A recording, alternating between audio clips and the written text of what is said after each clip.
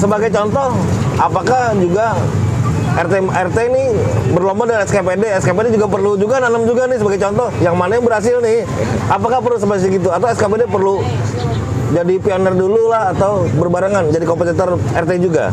Ya, justru kalau bisa dinas terkait bang, dinas terkaitnya yang paling utama lah. Jadi contoh-contoh mereka bisa memberikan contoh buat masyarakat. Contoh misalnya instalasi hidroponik mereka juga sudah punya, kemudian semoga mereka rutin lah bang menanamnya, bahkan menjaganya dan merawatnya.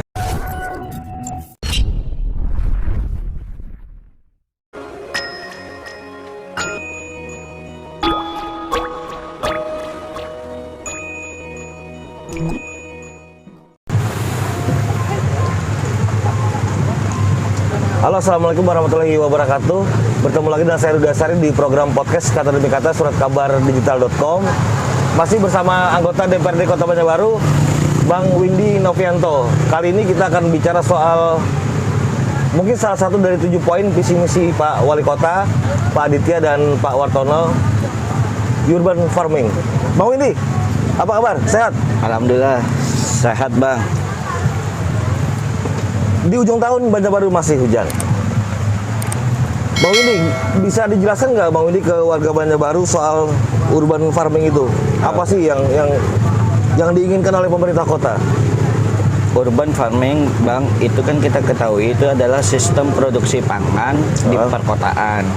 Jadi karena kita melihat lahan pertanian kita ini yang menyusut ya bang ya, tiap tahunnya, karena rata-rata petani kita merupakan petani penggarap ya bang, bukan petani yang memiliki lahan. Jadi kita harapkan untuk meningkatkan produktivitas pertanian kita ini yaitu dengan cara urban farming yang memaksimalkan hasil pertanian ini dengan lahan sempit.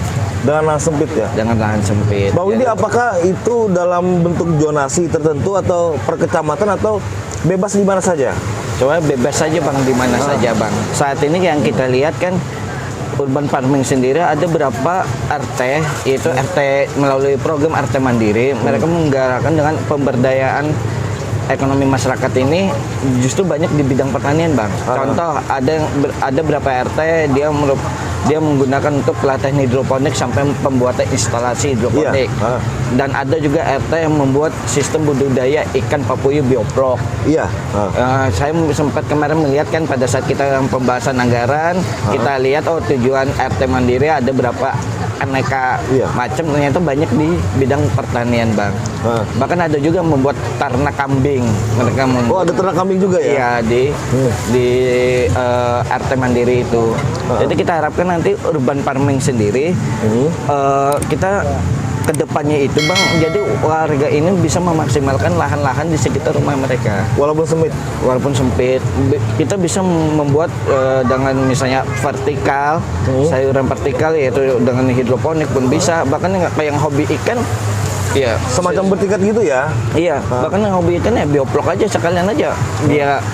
Dia ternak kambing, bawahnya ikan apa, ya silahkan aja bang. Kita pokoknya semaksimal mungkin menggunakan lahan sempit. Bang Windy, apakah nanti akan ada semacam berseberangan dengan peraturan daerah? Karena peraturan daerah kita kan kawasan, misalnya peternakan itu tidak boleh berada di pemukiman. Kalau misal bertanam sayur mungkin masih bisa. Kalau beternak kambing mungkin aromanya itu mungkin ke tetangga sebelah nih gimana? Tahu-tahu sebelah kan jualan makanan mungkin gimana? Menyiasati itu. Kita kan itu namanya juga kalau biasa ada usaha apalagi yang peternakan ya bang, kalau bisa ya jauh dari permukiman bang. Itu yang berarti masih memerlukan tapi ada hal-hal khusus ya. Kalau budidaya ikan dia menggunakan bioprok itu nggak tapi aromanya nggak terlalu mengganggu ya. Nggak ada bau lah bang. Jadi bisa, bahkan kan ada beberapa orang yang saat ini budidaya ikan dia naruhnya di halaman belakang rumah tanpa mengganggu tetangga dia. Bang Windy, kalau bicara urban farming itu kiblatnya di mana sih Bang Windy? Di daerah mana sih sebenarnya yang jadi keinginan Banjarbaru juga mengikuti itu? Kita dulu bang ya, awal tahun 2010-an, 2012 penggiat urban farming ini yang kita kenal dulunya adalah Pak Ridwan Kamil sebelum Pak Ridwan jadi Kamil. wali kota Bandung, sebelum saat ini gubernur, sebelum wali kota, bahkan sebelum jadi wali kota Bandung Bang sebenarnya. Beliau dengan menggerakkan komunitas itu Indonesia Berkebun, kita juga sebagai penggiat Banjarbaru Berkebun, itu kita harapkan ya memaksimal mungkin lahan itu bisa untuk menghasilkan sayuran, menghasilkan sayuran buah-buahan juga gitu Bang. Jadi ya itu kiblat kita ya teman-teman di Kota Bandung Bang. Mereka ya di sana sudah banyak pertanian, penggarapan lahan di lahan sempit itu kreatif lah orang-orang sana Bang. Nah, Bang Widi kemudian apakah di Bandung misalkan ada yang sukses nih, apakah juga mempengaruhi di Banjarbaru soal kondisi iklim atau alamnya juga berpengaruh soal urban farming seperti itu? Ya kalau kita nggak terpengaruh di cuaca sebenarnya Bang. Ngaruh ya? Nggak ngaruh ke cuaca Bang. Kalau kita memaksimalkan, contoh kalau hidroponik yang penting dia punya naungan pakai plastik UV, dia nggak kena hujan. Nutrisi terjaga. Ya kemudian kalau bioprok juga nggak ada pengaruh. Tergantung tempatnya itu ya? Iya, beda kalau misalnya kena air hujan langsung, mungkin itu yang pengaruh Bang. Kalau misalnya kita ngandalkan di tempat terbuka, ya kita harus menjaga berapa indikator tanaman yang diperlukan itu yang harus kita jaga. Tapi kalau dia nggak langsung terkena air hujan, insya Allah hasil pun nggak masih aman-aman aja ya. Secara di kita ini sebenarnya kan iklim tropis saja Bang. Iya. Mungkin yang tanaman dingin yang kita nggak bisa ikan di sini. Iya. Contoh Bang ya, kita dulu nggak bisa stroberi itu berbuah di Banjarbaru. Stroberi sudah mulai banyak kan berbuah di Banjarbaru Bang. Yang cuma di pot-pot aja ya, bukan untuk yang produksi. Anggur.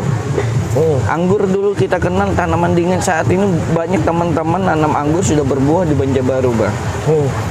Teman-teman bahkan kita melihat penggiat tanaman anggur di Kalsengnya sudah mulai banyak, apalagi di Kalteng pun sudah banyak yang hitungnya nggak mungkin kita tanam di tropis, ternyata sudah mulai Sudah bisa ya. Bang Widi dulu kan juga sempat ramai ketika jamur menjadi primadona lah. Apakah itu bagian dari urban farming sendiri? Ya jamur kan kita nggak perlu lahan. Iya kan, nggak mesti ke gunung kan nanam jamur kan. Ya, jadi jamur sendiri kan yang penting kita membuat rumah atau kubungnya ini Bang, ya semaksimal mungkin bagaimana tetap adem yang seperti itu, penyiraman mereka yang kondisi lembabnya terjaga ya. Kondisi lembabnya yang terjaga supaya jangan hawa panas. Nah itu yang kita harapkan nanti teman-teman. Alhamdulillah Bang, banyak teman kita yang milenial usaha jamur dia banyak, ada hidroponik juga ada, bahkan yang ikan pun juga sudah mulai Bang.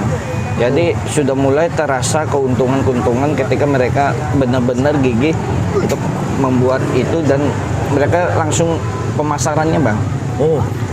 Bang Windy, kalau boleh kita share nih ke warga Banjarbaru, kalau bahasa Inggrisnya mungkin urban farming ya, tapi kalau bahasa kita yang dimengerti warga ini apa sih sebenarnya? Yang agak sederhana saja. Sebenarnya urban farming ini adalah sistem pertanian untuk di perkotaan Bang. Untuk di perkotaan ya, sistem budidaya untuk perkotaan, daerah perkotaan. Itulah yang kita sebut urban farming. Dia indikatornya adalah memaksimalkan lahan sempit Bang. Karena dengan ketiadaan lahan pertanian, kita akhirnya daya kreativitas ini muncul, bagaimana kita bisa produksi di lahan sempit dengan hasil yang maksimal. Ada berapa kalau di daerah luar negeri itu akhirnya mereka nanam di atas gedung. Iya, saya ada baca artikel di luar negeri juga sudah lama kan. Di dalam ruangan, tapi yang bisa langsung kena cahaya matahari. Itu Bang yang kita maksimalkan. Insya Allah Banjarbaru ya urban farming sendiri sudah banyak kita lihat kemarin itu program RT Mandiri sudah menyentuh kepada program-program di bidang pertanian Bang. Bang Windy, Banjarbaru mau tidak mau perkembangan sangat pesat. Pemukiman, perumahan, wah menjamur lah. Ini bagaimana Bang Windy menyiasati itu? Karena jika bisa nih satu rumah di perumahan itu udah punya sistem untuk mendukung program itu, gimana? Apakah harus memanggil atau melibatkan developer atau pelaku usaha di bidang perumahan? Ya Bang, jadi yang kedepannya ini kita harapkan Bang, dinas terkait ini karena kita ketahui lahan kita yang mulai sempit ini, penggalakan kepada KWT kelompok wanita tani Bang. Jadi KWT kelompok wanita tani. Ajari mereka bagaimana caranya menanam sayuran dan sayuran buah yang produktif di sekitar pekarangannya rumah, ya? di pekarangan. Jadi kita cukup ketika dia contoh kita nanam lombok, nanam tomat, nanam terong itu sebenarnya bisa di pot-pot, di polybag. Ya, itu jadi kalau hasilnya ya mereka bisa untuk Paling tidak dapur sendiri dulu ya. sendiri untuk di rumah. Nyenengin bapaknya ya. Jadi harapan kita yaitu KWT digalakkan karena kan kalau KWT ini nggak perlu lahan yang luas Bang. Mereka cukup ada berapa untuk jadi tempat latihan mereka, jadi mereka bisa menerapkan di rumah. Bang, ini kan bagian dari 7 poin visi misi Pak Wali kan? Iya. Artinya ketika program ini berhasil, mungkin dalam waktu yang singkat, kemudian kan tentu perlu pendampingan lagi kan atau penambahan kuota percontohan itu mungkin. Tentu perlu regulasi dong, bagaimana anggaran itu bisa digunakan dan belanja untuk pembinaan produk-produk yang berpotensi di Banjarbaru. DPR sikapnya gimana Bang?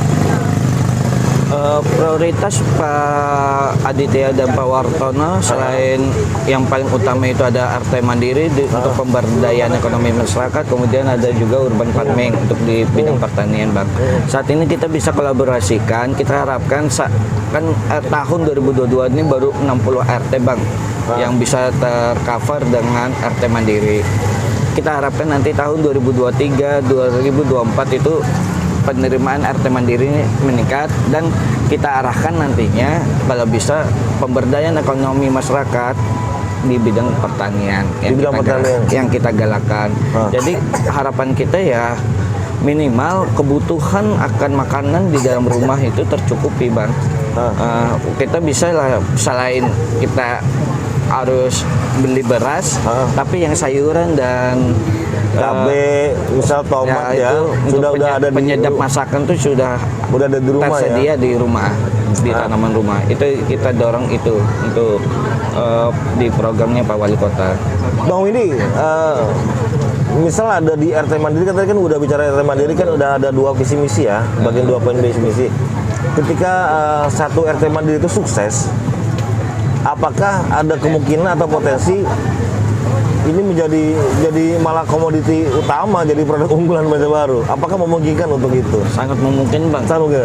Apalagi kalau misalnya ternyata dia berhasil UMKM bahkan bisa sampai pengolahan hasil pertanian, ya harusnya kita dorong mereka sampai ke pemasaran. Dan untuk 2022 sendiri kita menyiapkan anggaran untuk UMKM kita ini go internasional Bang. Go internasional? Go internasional. Ya semudahan itu nanti ada bidang pertanian yang berhasil masuk ke sana. Apa kriteria atau apa mungkin nanti dari dinasnya Bang yang bisa menyampaikan. Bang Windy, tentu ini kan jadi semacam emosi, emosional para ketua RT nih untuk membangkitkan, ini loh produk kami loh, ini produk kami loh. Nah, apakah nanti itu khususnya Bang Windy kan? Bang Windy saya tahu salah seorang ketua juga kan, ketua Himpunan Kerukunan Tani Indonesia Kota Banjarbaru kan. Bang, kalau untuk misalkan ada 60 tadi ya, 60 RT ya yang mandiri aja bertahun-tahun. Misal ada 5 yang di sektor pertanian. Apakah Bang Windy juga terlibat untuk penilaian atau evaluasi di kemudian hari? Wah, ini memang layak karena produksinya semacam ini loh. Standar hasil produknya layak dijual di supermarket atau gimana Mas Windy? Apakah turut langsung sebagai wakil rakyat apakah? Ya, yang pasti kita ikut melakukan pembinaan Bang di dapil kita, konstituen kita yang menjalankan program ini. Insya Allah Bang, kalau kita pasti namanya untuk membina masyarakat ya pasti kita ikut terlibat langsung Bang. Ada sebagian kan nanti kan kalau emang kita bisa ikut mengajar nanti kita ajarin juga Bang langsung di dalam program-program itu. Karena ada sebagian karena ada di bidang pertanian. Ya kita ini sebenarnya Bang lah lebih banyak membantu di pemasaran Bang. Membantu di pemasarannya. Jadi kalau mereka ada kendala di mana kita bantu carikan pasarnya Bang. Itu yang paling utamanya. Oke, warga Banjarbaru, ternyata Bang Windy Novianto ini nggak sekedar politisi saja. Ternyata juga beliau katanya ingin jadi guru. untuk mendampingi petani-petani untuk menunjang visi misi di Pak Wali soal urban farming tadi ya. Bang Windy, support perlu nggak pemerintah? Mungkin karena kan masih pandemi kita nih ya, masih pandemi, kemudian tentu berpengaruh terhadap anggaran dan belanja daerah. Ketika program RT Mandiri ini memang berpotensi mendapatkan kesejahteraan bagi masyarakat, apa perlukah menggandeng misal perusahaan-perusahaan di daerah agar juga support dong ke masyarakat di Banjarbaru itu? Ya saat ini bahkan kalau bisa Bang kita dorong RT Mandiri ini makin banyak dapatnya tiap tahun. DPR siap melakukan itu? Ya, DPR siap karena itu program prioritas dari Ya wajib kan? wajib ya kita mendukung yang merupakan program prioritas dari wali kota maupun wakil wali kota yang ada saat ini. Jadi nanti untuk masalah CSR dari perusahaan Bang, itu nanti ya biar Pak Wali dan Pak Wakil mengarahkan untuk di bidang pertanian. Tapi itu bisa dilakukan ya sebagai pelajaran mungkin ya? Sangat bisa Bang. Sangat bisa. Karena kita lihat sendiri ada beberapa kegiatan seperti Bang Kalsel pun ada membantu untuk UMKM, kemudian juga PLN, Angkasa Pura juga bantu kami kemarin. Angkasa Pura membantu kita pembuatan sumur bor di Guntung Damar Bang, Guntung Payung. Nah itu harapan kita ya air kering masyarakat bisa bantu situ, bahkan kalau berapa ini untuk sekedar nyiram-nyiram ya bisa kita bantu Bang. Lumayan ya. Dengan adanya sumur bor bantuan dari Angkasa Pura. Nanti kan selanjutnya ke depannya ya kita minta bantu selain sumur bor ya di wilayah Angkasa Pura ini UMKM yang di bidang pertanian kita minta bantuan buat dari mereka. Oke, kita coba tanya ke Bang Windy sebagai wakil rakyat di Banjarbaru. Bang Windy, urban farming kita belum melihat kan, karena ini anggaran baru nih. Anggaran baru di 2022. Sebagai contoh, apakah juga RT ini berlomba dengan SKPD juga perlu juga nanam juga nih sebagai contoh. Yang mana yang berhasil nih? Apakah perlu seperti itu? Atau SKPD perlu jadi pionir dulu lah atau berbarengan jadi kompetitor RT juga? Gimana? Ya, justru kalau bisa dinas terkait Bang, dinas terkait itu yang paling utama lah. Jadi contoh-contoh mereka bisa memberikan contoh buat masyarakat. Contoh misalnya instalasi hidroponik mereka juga sudah punya, kemudian semoga mereka rutin lah Bang menanamnya, bahkan menjaganya dan merawatnya. Kita harapkan nanti ya akhirnya membooming kepada SKPD yang ada di Banjarbaru. Jadi ada mungkin ya aquaponik lah apa untuk memperindah lingkungan kantor, bahkan untuk supaya makin hijau lah kantornya. Apa itu mereka hidroponik atau kadang dengan adanya aquaponik dan lain-lain lah Bang yang ada di Banjarbaru ini. Bang Windy, sebagai wakil rakyat, Bang Windy melihat peran pemerintah untuk menyemangati para petani mungkin termasuk di program visi misi RT Mandiri itu, karena kata Mas Windy juga ada yang bertani juga kan? Ada di bidang pertanian. Apa yang Bang Windy lihat soal tanggung jawab eksekutif dalam hal ini SKPD terkait selama ini? Apakah memang di kemudian hari memang semangatnya bisa melakukan itu? Saat ini justru kita mempush SKPD yang ada Mempush nih. malah ya? Iya, bahkan kita mempush bagaimana caranya menggalakkan pelatihan-pelatihan urban farming kepada kelompok-kelompok tani maupun kelompok tani yang ada di Banjarbaru ini Bang. Jadi kalau bisa berapa anggaran yang mereka minta, kadang kita bantu nanti di badan anggaran DPRD Banjarbaru Bang. Kayak kemarin kita lihat 2022 ada sekitar 2 miliar untuk pelatihan. Kita alhamdulillah kita harapan kita dengan 2M ini untuk pelatihan di urban farming bisa maksimal lah Bang. Kemudian dengan adanya RT Mandiri, ternyata berapa RT kita lihat dana penggunaan RT Mandiri ini untuk pemberdayaan ekonomi ini di bidang pertanian malahan mereka anukan. Ya kita harapkan semoga maksimal lah Bang. Amin. Itu Bang. Terakhir Bang Windy, sebelum menutup podcast Kata Demi Kata dengan Bang Windy sebagai politisi di partai Pak Wartono ya, Pak Wakil juga ya. Bagaimana cara Bang Windy mengkritisi ataupun melakukan pengawasan agar program ini benar-benar bermanfaat dan menjadi berhasil lah di visi misi itu? Saya berapa kali kalau ngasih saran ya Bang ya buat Pak Anu, kadang kita ngobrol langsung Bang ke Pak Aditya maupun ke Pak Wartono. Kadang kan kalau misalnya Pak Wartono lagi ada di rumah, kita obrolkan lah Berarti masalah. belak-belakan juga ya? Ya kita kalau di WA nih Bang ya, Takut komunikasinya salah paham ya? komunikasinya agak bisa kurang lancar. Kalau kita ngobrol langsung. sambil minum kopi atau apa kan bisa Bang. Jadi misalnya ada permasalahan yang di Banjarbaru, kita sampaikan ke beliau-beliau langsung. Bahkan kalau bisa program pembangunan juga ini ada masyarakat, ada keinginan seperti ini kita Langsung sampaikan. juga ya? Jadi dari Pak Aditya maupun Pak Wartono itu bisa menyampaikan ke SKPD terkait agar langsung menindaklanjuti dari masyarakat maupun ada yang permasalahan yang ada di masyarakat. Kita sebenarnya walaupun mereka ini ketua partai kita, bahkan kita alhamdulillah nggak ada komunikasi putus lah kepada Pak Aditya maupun ke Pak Wartono. Jadi alhamdulillah kalau komunikasi kita lancar aja Bang. Oke, Bang Windy, sehat terus. Alhamdulillah, Tetap Bang, kawal sehat. para petani dan juga mudah-mudahan visi misi Pak Wali dan Pak Wakil berjalan sukses agar Banjarbaru semakin maju ya. Alhamdulillah Bang. Terima kasih, Sama-sama, Bang Windy. Bang. Terima kasih banyak. Demikian podcast Kata Demi Kata Surat Kabar Digital.com. Mudah-mudahan informasi ini bermanfaat. Jika ini baik dan positif, silakan di-share, di-komen, dikritik juga boleh. Karena ini untuk kepentingan bersama dan kemajuan Banjarbaru. Sampai jumpa di podcast berikutnya.